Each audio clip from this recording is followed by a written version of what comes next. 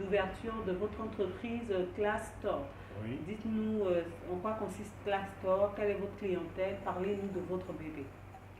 Bon, Clastor, c'est comme je vous disais dès le début, on est spécialisé dans l'électronique, donc la microélectronique, donc la réparation, donc le service après-vente, donc l'outil informatique et les téléphonies mobiles.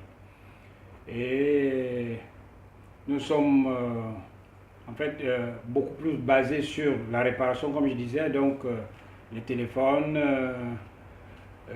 les ordinateurs, les clés USB à refaire, la récupération des données dans les téléphones, donc les flashs, le téléchargement des applications et tout ce qui va comme conseil d'utilisation pour le matériel de télécommunications.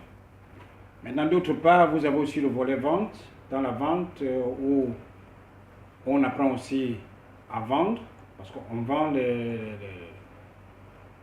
les télés, on vend les PlayStation, on vend tout ce qui concerne l'outil télécom et tout ce qui concerne la nouvelle technologie. Voilà, c'est ça. Et déjà, la nouvelle technologie, pourquoi? Parce que c'est ce qui passe en ce moment.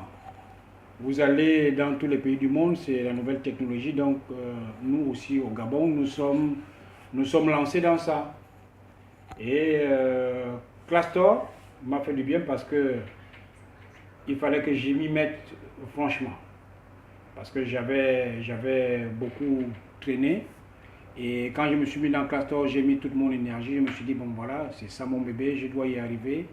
Et jusqu'à aujourd'hui, ma clientèle, ce sont des jeunes, des messieurs qui veulent récupérer leurs données, les jeunes qui veulent faire des téléchargements d'applications, les entreprises qui veulent par exemple faire la sauvegarde de leurs données, et des jeunes qui veulent apprendre le métier viennent vers moi.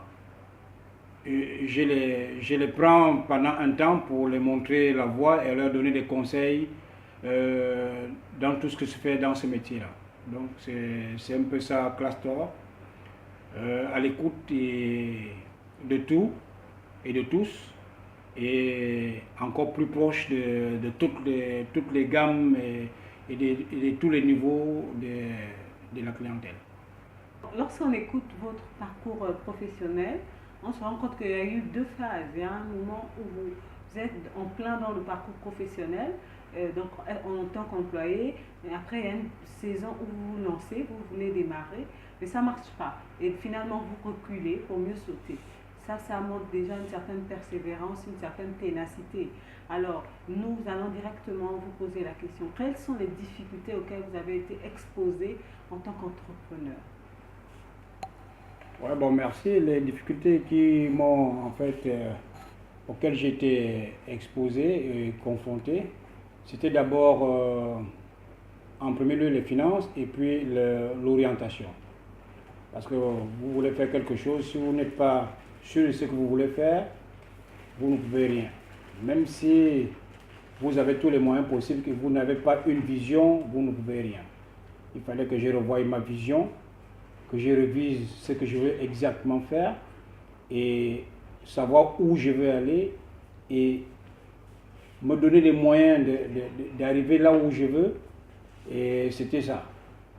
Donc, il fallait que je passe par là pour que je recule et repartir de bons pieds. Sinon, je ne pouvais pas, n'est-ce pas, arriver à là où je désire.